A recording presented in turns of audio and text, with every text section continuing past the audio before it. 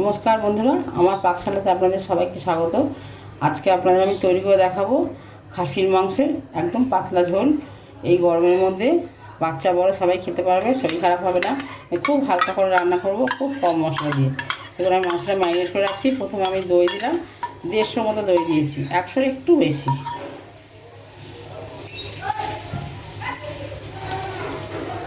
মাংসটা 1 কেজির ওপরে আছে। হাফ চামচ আদা দিলাম, হাফ চামচ ভুল বললাম, 1 চামচই দিলাম।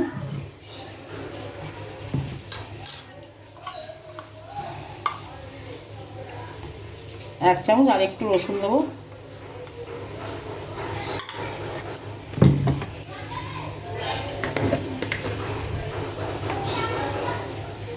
হলুদ গুঁড়ো দিলাম অল্প করে।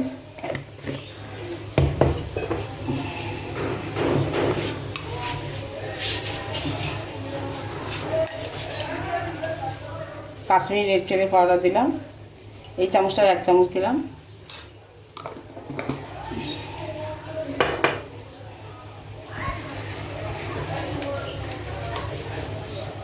অল্প করে নুন দেবো।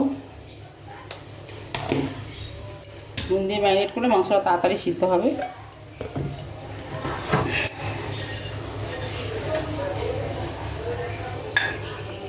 তেল দিলাম 1 কড়া।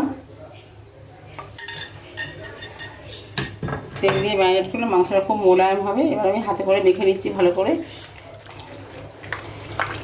এটা 2 ঘন্টা রাখলে ভালো হয়।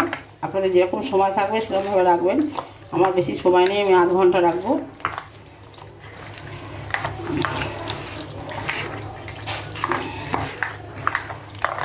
খুব ভালো করে প্রত্যেকটা মাংসের মধ্যে মাখাতে হবে।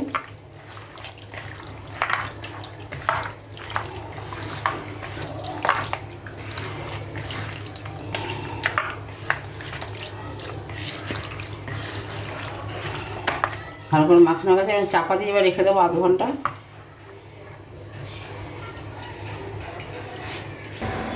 মাংসে আমি আলু দেবো, আলুগুলো ছোটো ছোটো করে কেটে দিয়েছি। আপনারা বড়ো আলুকেও 4 পিস করে কেটে দিতে পারেন। এমনি আমি একটুখানি হলুদ দিয়েছি আর একটুখানি নুন দেবো, দিয়ে আলুগুলোকে ভেজে নেবো ভালো করে।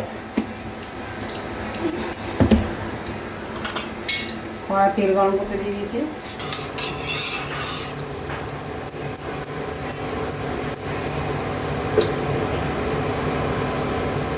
তেলটা এখনো গরম হয়নি। হ্যাঁ, আমার তেলটা গরম হয়ে গেছে। নুন হলুদ মাখানো আলুগুলো আমি ছেড়ে দিচ্ছি এর মধ্যে।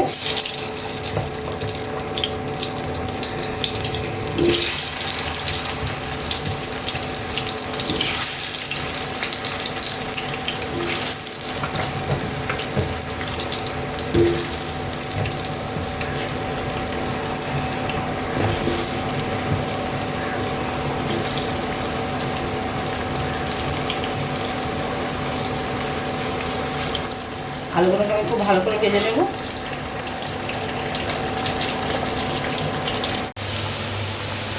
আলুগুলো একদমই ভাজা হয়ে গেছে, আমি তুলে রাখছি।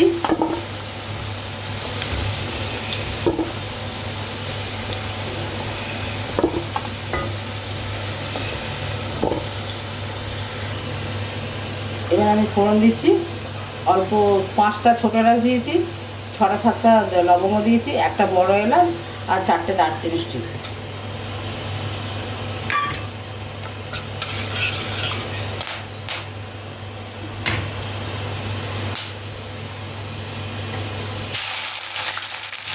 এবার পেঁয়াজগুলো দিয়ে দিলাম।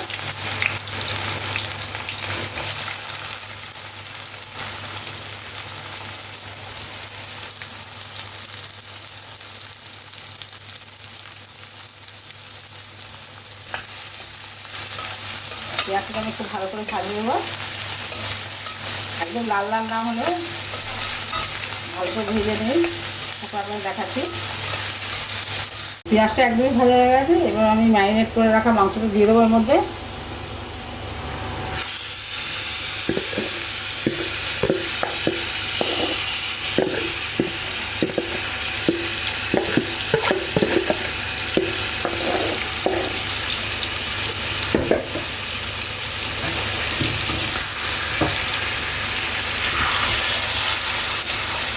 এবার আমি এমনি একটু খুব মশলা টশলা দেবো না, আমি এমনি হালকা করেই রান্না করবো। খালি এতে আপনাকে দেখানো হয়নি, 2 চামচ আমি এমনি লঙ্কা গুঁড়ো দিয়েছি, এমনি লাল লঙ্কা, তখন তো কাশ্মীরি লঙ্কা গুঁড়ো দিয়ে ম্যারিনেট করেছিলাম। আমার বাড়িতে ছোটো বাচ্চা আছে, তখন ঝাল দিইনি। এই জন্য এখন আমি 2 চামচ লঙ্কা গুঁড়ো দিচ্ছি, ছোটো চামচে। আমি ভালো করে কষবো এটাকে। দই দিয়েছি, ম্যারিনেট করা ছিল, ওই জন্য এখন অনেক জল বেরিয়ে গেছে। এটাকে কষতে কষতে জলটা একদম শুকিয়ে তেল বেরিয়ে যাবে, তখন কষাটা হবে। এখন আমাকে অনেকক্ষণই কষতে হবে।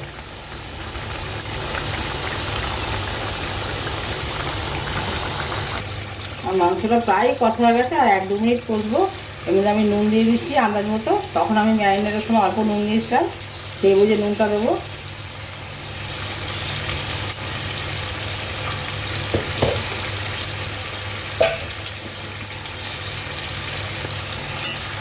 দুটো মিনিট দিয়ে আমি কুকারে দিয়ে দেবো মাংসটা সিদ্ধ হওয়ার জন্য, নাহলে অনেক দেরি হবে কড়াইতে বললে।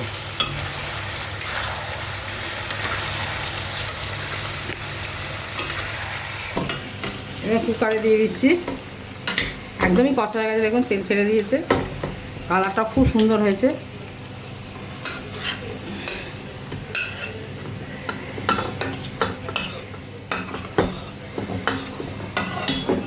এবার এই কড়াটা গ্যাসে চাপাচ্ছি।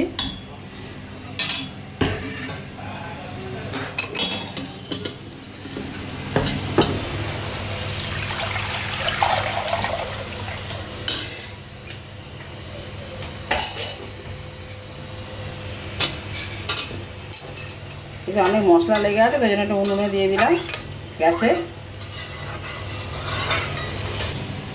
জলটা আমি পরিমাণ মতো, আপনারা যে যেরকম ঝোল খাবেন, আমি একটু পাতলা ঝোলই করবো আজকে।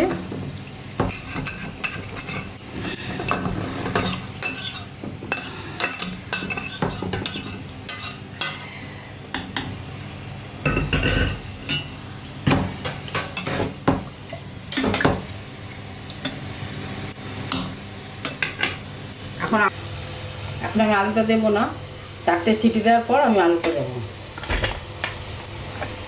লক করে দিলাম, এবার সিটি হোক, 4টে সিটি হওয়ার পর।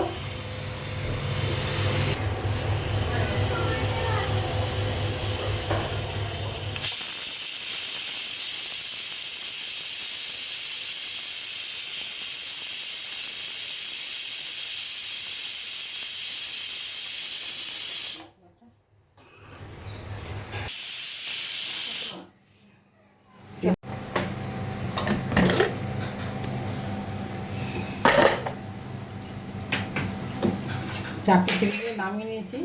এবার আমি ভেজে রাখা আলুগুলোর মধ্যে দিয়ে দেবো, দিয়ে 2টো সিটি দেবো, দিয়ে নামিয়ে নেব।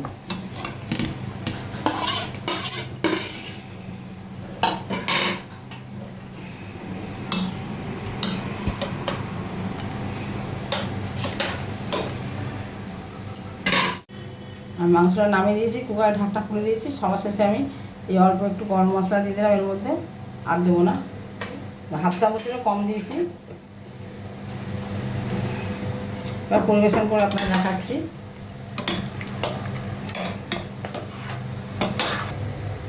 আমার আলু মটনের পাতলা ঝোল রেডি হয়ে গেছে, আপনাদের পরিবেশন করে দেখালাম। দেখতে খুবই সুন্দর হয়েছে, খেতেও আশা করি ভালো হবে।